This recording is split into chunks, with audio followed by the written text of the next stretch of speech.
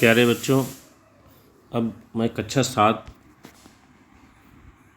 का विज्ञान का पाठ 9 जंतुओं एवं पौधों में परिवहन के जो मुख्य बिंदु आपके परीक्षा के लिए हैं उसको आप लोगों को इंडिकेट करने के लिए फिर से आप लोगों के बीच में हूँ। आप लोग कॉपी पेन निकाल लीजिए और जो चीज़ें आपको लगे कि सच में बहुत महत्वपूर्ण है उसको ज़रूर नोट डाउन करिए और याद करिए। आने वाले समय में परीक्षा में सफल होइए, यही शुभकामनाओं के साथ ये वीडियो मैं प्रारंभ करता हूँ। चलिए, पहला बिंदु है मनुष्य के परिसंचरण तंत्र के मुख्य अंग कौन कौन है। तो बच्चों, मुख्य अंग होते हैं परिसंचरण तंत्र में हृदय, रक्तवाहिनियाँ और रक्त। हृदय में कुल कितने कक्ष होते हैं बच्चों? तो मानव हृदय में कुल 4 कक्ष होते हैं। 2 कक्ष ऊपरी भाग में जिसे अलिंद कहते हैं और 2 कक्ष निचले भाग में जिसे निलय कहते हैं। हृदय के किस भाग में कार्बन डाइऑक्साइड युक्त रक्त बहता है, अर्थात अशुद्ध रक्त बहता है? बच्चों, जब भी कार्बन डाइऑक्साइड युक्त रक्त की बात आएगी तो आप समझिएगा कि वो अशुद्ध रक्त की बात हो रही है, और जब ऑक्सीजन युक्त रक्त की बात आएगी तो आप शुद्ध रक्त समझिएगा। हमारे शरीर से खून शिरा द्वारा हृदय के दाहिने भाग में, अब आप हृदय अपने शरीर के दाहिने हिस्से को महसूस करते हुए इस चीज़ को देखें कि हृदय के दाएं भाग में अशुद्ध रक्त बहता है और हृदय के दाएं भाग में कौन सा हिस्सा होता है? ऊपर अलिंद और नीचे निलय। सबसे पहले खून अलिंद में आता है, दाएं अलिंद में आता है बच्चों, फिर वहीं से खून ये उतर के दाएं निलय में जाता है। तो शरीर के अंदर जो खून होता है हम लोगों के, वो शिरा के द्वारा जो लाया जाता है वो अशुद्ध रक्त होता है। तो इसको आप लोग समझिए, हृदय के किस भाग में, प्रश्न क्या है, कार्बन डाइऑक्साइड युक्त रक्त बहता है। हृदय के किस भाग में कार्बन डाइऑक्साइड युक्त रक्त बहता है, अर्थात अशुद्ध रक्त बहता है? तो जो शिरा के द्वारा लाया गया है खून सबसे पहले हृदय के किस भाग में आता है? दाएं अलिंद में आता है और वहाँ से फिर ये दाएं निलय में जाता है। इसलिए हृदय के दाएं भाग में अशुद्ध रक्त बहता है। अगला बिंदु देखिए बच्चों, हृदय के किस भाग में ऑक्सीजन युक्त रक्त बहता है? तो हृदय के बाएं भाग में, क्योंकि दाएं निलय से खून फेफड़े में चला जाता है। दाएं निलय से बच्चों कहाँ जाता है खून? फेफड़े में जाता है और वहाँ शुद्ध हो जाता है। शुद्ध होने के बाद खून वापस ये बाएं अलिंद में आता है और बाएं अलिंद से खून बाएं निलय में जाता है और बाएं निलय से शरीर में जाता है। तो हृदय के किस भाग में ऑक्सीजन युक्त रक्त बहता है? वो होता है शुद्ध रक्त बहता है। तो हृदय के बाएं भाग में, बाएं भाग में क्या होता है बच्चों? बायां अलिंद ऊपर की ओर और नीचे की ओर बायां निलय। दोनों अलिंद व दोनों निलय का लयबद्ध तरीके से सिकुड़ना व फैलना क्रमशः संकुचन व शिथिलन कहलाता है। बच्चों, आपके बुक में, आप लोग बुक 7 में खोल लीजिए और देखिए, संकुचन और शिथिलन के लिए भी एक प्रश्न है। तो संकुचन और शिथिलन क्या होता है? दोनों अलिंद व निलय का लयबद्ध तरीके से सिकुड़ना, सिकुड़ते और फैलते हैं, एक प्रकार से जो पंप करते हैं, इसी को संकुचन व शिथिलन कहते हैं। इसी को धड़कन भी कहते हैं हम लोग। तो संकुचन और शिथिलन जब दोनों मिला देते हैं हम लोग तो इसी को धड़कन कहते हैं। अब अगला बिंदु इसमें देखिए कि स्वस्थ मनुष्य के शरीर में हृदय 1 मिनट में कितनी बार धड़कता है बच्चों? तो 72 बार धड़कता है।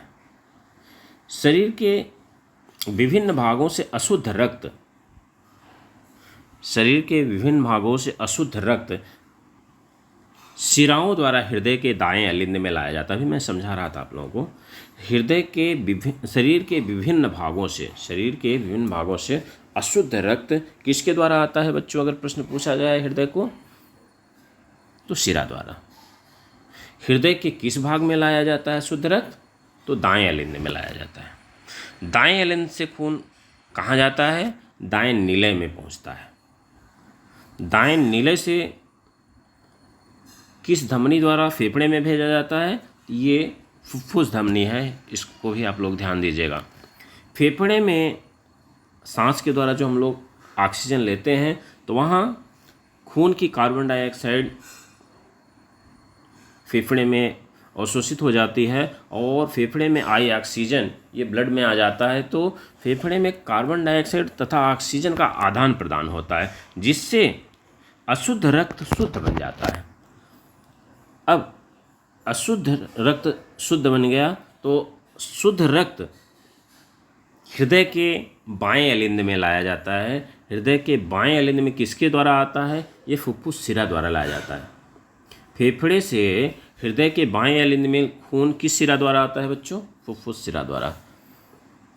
अब बाएं अलिंद में खून आने के बाद बाएं अलिंद ऊपर होता है, उसके ठीक नीचे बाएं निलय होता है। बाएं निलय में खून पहुंचता है। बाएं निलय से शुद्ध रक्त धमनियों द्वारा शरीर के विभिन्न भागों तक पहुंचा जाता है। इस पूरी प्रक्रिया को ही एक प्रकार से रक्त परिसंचरण कहते हैं। इसको हम एक तीर के माध्यम से भी आपको समझाने का प्रयास करते हैं। एक बार देखिए, शरीर का शुद्ध रक्त, शरीर का अशुद्ध रक्त शिरा के द्वारा, किसके द्वारा आएगा बच्चों? शिरा के द्वारा। आप इसमें तीर के ऊपर आप कॉपी में बनाइए। शरीर का अशुद्ध रक्त सबसे पहले कहाँ आता है? दाएं अलिंद में। आप लोग हमारे साथ बोलिएगा भी। शरीर का अशुद्ध रक्त सबसे पहले हृदय के किस कक्ष में आता है? दाएं अलिंद में। दाएं अलिंद में आता है किसके द्वारा? शिरा के द्वारा। फिर दाएं अलिंद से फिर कहाँ पहुँचता है खून? दाएं निलय में। दाएं निलय से खून फेफड़े में भेजा जाता है और ये किसके द्वारा भेजा जाता है बच्चों? फुफ्फुस धमनी द्वारा। इसमें लिखिए, दाएं निलय से फेफड़े में खून किसके द्वारा भेजा जाता है? फुफ्फुस धमनी द्वारा। जहां आपको लगे वीडियो आप पॉज करके उसको ज़रूर नोट करिए। फेफड़े में खून क्या होगा? अशुद्ध से शुद्ध हो जाएगा। अब फेफड़े से फुफ्फुस शिरा द्वारा खून बाएं अलिंद में जाता है। बाएं अलिंद में जो खून पहुंचा है वो कैसा है बच्चों? शुद्ध हो चुका है, क्योंकि फेफड़े से होकर के आया। फेफड़े में खून का क्या होता है? शुद्धिकरण होता है। अब बाएं अलिंद से खून कहाँ पहुँचा? बाएं निलय में। बाएं निलय से धमनी द्वारा यह शरीर के सभी भागों में भेज दिया जाता है और फिर वही खून ऑक्सीडेशन, माइटोकॉन्ड्रिया में ऑक्सीडेशन होता है। ऑक्सीडेशन में क्या होता है बच्चों कि ऑक्सीजन लेता है और ऊर्जा निकालता है, साथ में कार्बन डाइऑक्साइड निकलती है। तो इस तरीके से खून जो अशुद्ध होता है वापस अशुद्ध होता है, फिर से वह दाएं अलिंद दाएं निलय से होते हैं फेफड़े में शुद्धिकरण होते। यही प्रक्रिया चलती रहती है। अब थोड़ा सा इसको हम तोड़ के और आप लोगों को समझाने का प्रयास करते हैं। दाएं निलय से किस धमनी द्वारा अशुद्ध रक्त फेफड़े में भेजा जाता है बच्चों? अभी बताया था हमने, आप लोगों को नोट डाउन करने के लिए भी कहा था। फुफ्फुस धमनी। फेफड़े में ऑक्सीजन से शुद्ध क्या रक्त क्या हो जाता है? शुद्ध होता है। फेफड़े से किस शिरा द्वारा शुद्ध रक्त बाएं अलिंद में लाया जाता है? फुफ्फुस शिरा द्वारा। धड़कन या हृदय स्पंदन मापने के लिए किस यंत्र का प्रयोग किया जाता है? तो बच्चों, स्टेथोस्कोप। मनुष्य के शरीर में कितनी प्रकार की रुधिर वाहिनियाँ होती हैं? तो 3 प्रकार की रुधिर वाहिनियाँ हैं जिससे खून एक जगह से दूसरी जगह जाता है। सबसे गहराई में मोटी धमनियाँ, दूसरे पे शिरा और तीसरी होती हैं केशिकाएँ। धमनियाँ देखिए क्या होती हैं बच्चों, इसको समझने का प्रयास करिए। धमनियाँ गहरे लाल रंग की होती हैं। ये शरीर की गहराई में स्थित होती हैं। इसमें रक्त दबाव से बहता है। और मुख्य चीज़ आपको बताएं, इसमें हमने नहीं नोट डाउन किया है, धमनियों का मुख्य कार्य जो होता है हृदय से शरीर के सभी भागों को खून पहुँचाना है।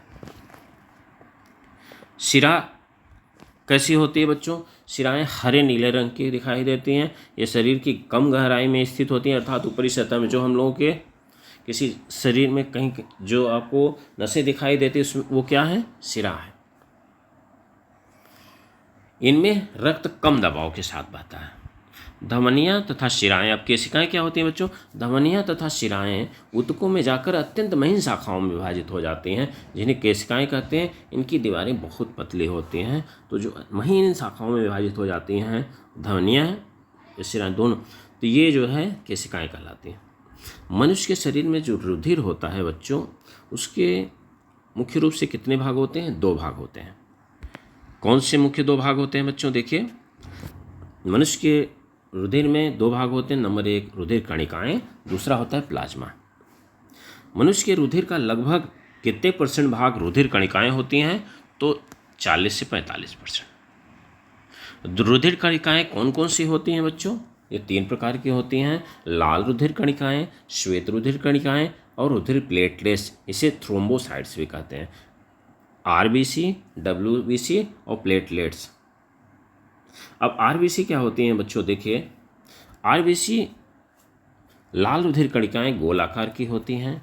इनमें केंद्रक नहीं होता है।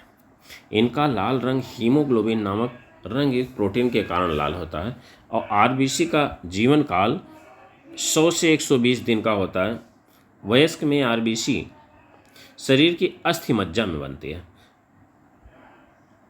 भ्रूण में ये यकृत तथा प्लीहा में बनती है। तो आप लोग इसमें 3 चीज़ मुख्य रूप से याद कर लीजिए। पहली चीज़, आरबीसी लाल रुधिर कणिकाएं, इनका कलर लाल होगा, ये होगा। इसमें केंद्रक नहीं होता और इनका जीवन काल 100 से 120 दिन का होता है। ये 3 चीज़ें आप जरूर याद कर लीजिए। आरबीसी का मुख्य काम क्या होता है? ऑक्सीजन तथा कार्बन डाइऑक्साइड का ये परिवहन करती हैं। तो आरबीसी का मुख्य काम क्या है बच्चों? ऑक्सीजन तथा कार्बन डाइऑक्साइड के परिवहन में मदद करती है। श्वेत रुधिर कणिकाएं, ये इनका आकार निश्चित नहीं है। ये अमीबा की तरह अनियमित आकार की होती हैं। इनमें केंद्रक होता है और ये रंगहीन होती हैं। इनका जीवन काल 1 से 4 दिन होता है। बच्चों, आरबीसी का जीवन काल 100 से 120 दिन होता है, जबकि डब्ल्यूबीसी श्वेत रुधिर कणिकाओं का जीवन काल कितना होता है? 1 से 4 दिन का होता है। डब्ल्यूबीसी का मुख्य काम क्या है? शरीर को रोग से बचाती है, क्योंकि डब्ल्यूबीसी शरीर में जो भी रोगाणु प्रवेश करते हैं उनका ये भक्षण करती है। अगला तीसरी जो रुधिर कणिका है बच्चों, क्या कहलाती है? रुधिर प्लेटलेट्स या थ्रोम्बोसाइट्स। तो रुधिर प्लेटलेट्स आकार में बहुत छोटी होती हैं। ये इसमें केंद्रक नहीं होता है, केंद्रक विहीन होती है। 1 घन मिलीमीटर रक्त में इनकी संख्या 2 लाख से 5 लाख तक होती है और इनका जीवन काल बच्चों कितना होता है? 8 से 10 दिन का होता है। प्लेटलेट्स का मुख्य काम क्या होता है? कहीं से भी खून निकलने लगेगा तो ये थक्का बनने में सहायता करते हैं। पुरुषों के 1 घन मिलीमीटर रक्त में आरबीसी की संख्या 55 लाख तथा स्त्रियों में 45 से 50 लाख होती है, जबकि डब्ल्यूबीसी अभी बच्चों कितना आप लोगों ने पढ़ा? 2 से 5 लाख। मनुष्य की 1 घन मिलीमीटर रक्त में डब्ल्यूबीसी की संख्या कितनी होती है? 5000 से 9000 तक होती है। डेंगू रोग में खून में प्लेटलेट्स की संख्या कम होने लगती है। तो अगर ये प्रश्न पूछता है किस रोग में खून में प्लेटलेट्स की संख्या कम होने लगती है, तो आप लोगों को डेंगू रोग टिक करना है। रुधिर प्लाज्मा रक्त का कितने % भाग होता है? तो कणिका जो है 40 से 45%, तो 55 से 60% रुधिर प्लाज्मा होती है। रुधिर वर्ग की खोज किसने किया था बच्चों? कार्ल लैंडस्टीनर ने। मनुष्य के रुधिर में 2 प्रकार की प्रोटीन पदार्थ होते हैं, एक एंटीजन एंटीबॉडी, प्रतिजन प्रतिरक्षी। अब प्रतिजन को कैपिटल ए कैपिटल बी से लिखते हैं और प्रतिरक्षी को स्मॉल ए स्मॉल बी से। इसी के आधार पे कार्ल लैंडस्टीनर ने मनुष्य के रक्त को 4 वर्गों में बांटा है बच्चों। एक वर्ग होता है capital A, capital B, A B और ओ। ये केवल 4 आप लोग ये समझिए। तो ओ का मतलब एक प्रकार से नील है और ये एंटीजन के ही आधार पे रुधिर वर्ग बनाया था।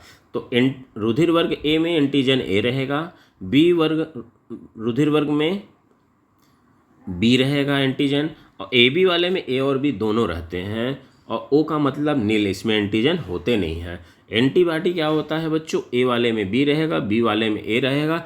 ए बी जब दोनों यहाँ एंटीजन हैं ए बी ग्रुप में तो कोई भी एंटीबॉडी नहीं होता है। और ओ रुधिर वर्ग में क्या होता है कि एंटीजन कोई नहीं होते बल्कि इसमें एंटीबॉडी दोनों पाए जाते हैं।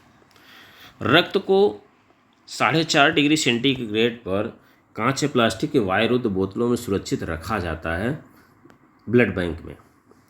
रुधिर ब्लड बैंक में सुरक्षित रखने के लिए क्या मिलाकर रखा जाता है बच्चों, सोडियम साइट्रेट। विश्व का सबसे प्रमुख रुधिर बैंक रेड क्रॉस सोसाइटी है, ये जरूर याद रखिएगा बच्चों। और रुधिर बैंक में सुरक्षित रखने के लिए क्या मिलाया जाता है, सोडियम साइट्रेट।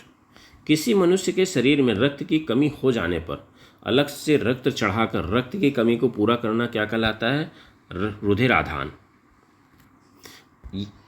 ये बिंदु थोड़ा सा और महत्वपूर्ण है। रुधिर वर्ग ओ को सर्वदाता कहते हैं और रुधिर वर्ग ए बी को सर्वग्राही रुधिर कहते हैं, ये जरूर आप लोग याद रखिएगा। अगला बिंदु देखिए, जाइलम जड़ों द्वारा अवशोषित जल एवं खनिज लवणों को घोल के रूप में तने से होते हुए पत्तियों तक पहुंचाते हैं। जाइलम जड़ों द्वारा अवशोषित जल एवं खनिज लवणों को घोल के रूप में तनों से होते पत्तियों तक पहुंचाने का काम, तो पानी और खनिज लवण जड़ से पत्तियों तक पहुंचाने का काम बच्चों कौन करता है, जाइलम। और पत्तियां खाना बनाती हैं तो वहाँ जो निर्मित भोजन होता है उसको पौधे के समस्त भागों में पहुँचाने का कार्य कौन करता है बच्चों, फ्लोएम। बहुत महत्वपूर्ण क्वेश्चन है, इसको याद रखिएगा। पत्तियों द्वारा निर्मित भोजन किसके द्वारा पौधे के समस्त भाग में पहुँचता है, तो भोजन पहुँचाने का काम फ्लोएम का है। और पानी तथा खनिज लवण जड़ द्वारा जो अवशोषित होता है उसको जो है पौधे के सभी भागों में पहुँचाने का कार्य किसका है, जाइलम का है। धमनियाँ हृदय से शरीर के सभी भागों में रक्त ले जाती हैं। जितनी ये धमनी का मुख्य कार्य हृदय से शरीर के सभी भागों में रक्त ले जाना, और शिरा का मुख्य काम क्या है, शरीर के सभी भागों से रक्त वापस हृदय में लाना है। जल, खनिज पदार्थ एवं भोजन का पौधे के विभिन्न भागों तक पहुंचाना संवहन कहलाता है। पौधे के विभिन्न भागों तक अगर हम देखते हैं ना संवहन ऊतक के तौर में, तो जाइलम और फ्लोएम का नाम आता है बच्चों। इसीलिए मैंने इसको में लिख दिया है संवहन के लिए कि जल और खनिज लवण एवं भोजन दोनों चीज़ें जब आ जाती हैं पौधे के विभिन्न भागों तक पहुंचाना, तो वो संवहन कहलाता है। अब बच्चों हम आप लोगों के बीच में आगे बढ़ते हैं। इसमें अभ्यास प्रश्न जो पार्ट 9 में दिया है उसको आप लोग अभी कर लीजिए, समझ में आ गया है तो, नहीं तो रुक करके फिर पहले इसको एक बार 2 बार वीडियो देखिए और कॉपी में इसको नोट डाउन कीजिए, फिर आप प्रश्न करने का प्रयास करिए। और देखिए पहला प्रश्न है, पौधों में जल का परिवहन किसके द्वारा होता है बच्चों, तो जाइलम द्वारा होता है। जड़ों द्वारा जल के अवशोषण की दर बढ़ाया जा सकता है। अगर पंखा के नीचे रख देंगे पंखा चला के, तो पौधे जो है जो कि वाष्पोत्सर्जन बढ़ जाएगा, इसलिए अवशोषण की दर भी बढ़ जाएगी।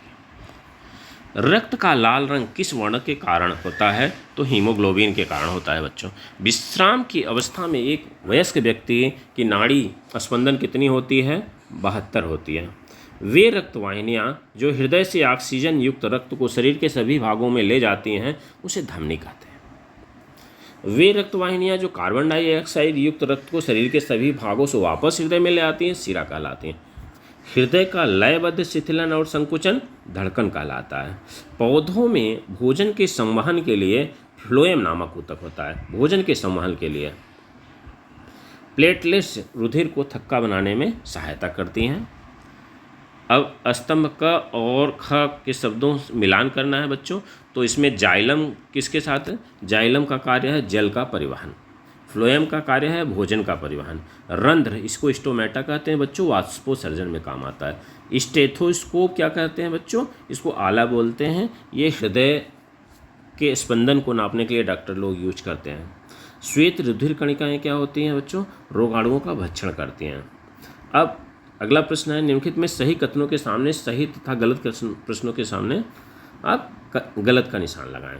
मनुष्य की लाल रुधिर कणिकाएं केंद्रक युक्त होती हैं, नहीं बच्चों, केवल श्वेत रुधिर कणिकाएँ केंद्रक युक्त होती हैं, तो ये गलत है। रुधिर वर्गों से रुधिर आधान में सहायता मिलती है, बिल्कुल रुधिर वर्ग के कारण ही रुधिर आधान में सहायता मिली है। रुधिर वर्गों का निर्धारण एंटीजन द्वारा होता है, बिल्कुल। स्वस्थ मनुष्य का रक्तदाब 120 mmHg होता है। नहीं बच्चों, इसमें जब भी ब्लड प्रेशर नापा जाता है तो हाई और लो दोनों लिखा जाता है। 120/80 mmHg होता है। इस तरीके से बच्चों आपका ये 9वां चैप्टर थोड़ा लंबा था, इसलिए वीडियो थोड़ा लंबा चला गया, और बहुत ही महत्वपूर्ण चैप्टर है बच्चों, इसलिए इसको मिस मत करिएगा। बहुत ईमानदारी से, मेहनत से इसको याद करिए और समझिए। देखिए, जहाँ कुछ भी समस्या आएगी तो हम आप लोगों की मदद करेंगे क्लास में आकर के, और जैसे संभव हो पाएगा आप अगर कमेंट करेंगे तो हम आपकी मदद करेंगे। तो जो भी लगता है आपको, अगर ये वीडियो अच्छा लगा तो आप इसको बार बार देख करके अपने ज्ञान को बढ़ाइए, साथ में अपने दोस्तों को भी शेयर करिए, और अच्छा लगे तो सब्सक्राइब ज़रूर करिए। ओके, थैंक यू बच्चों।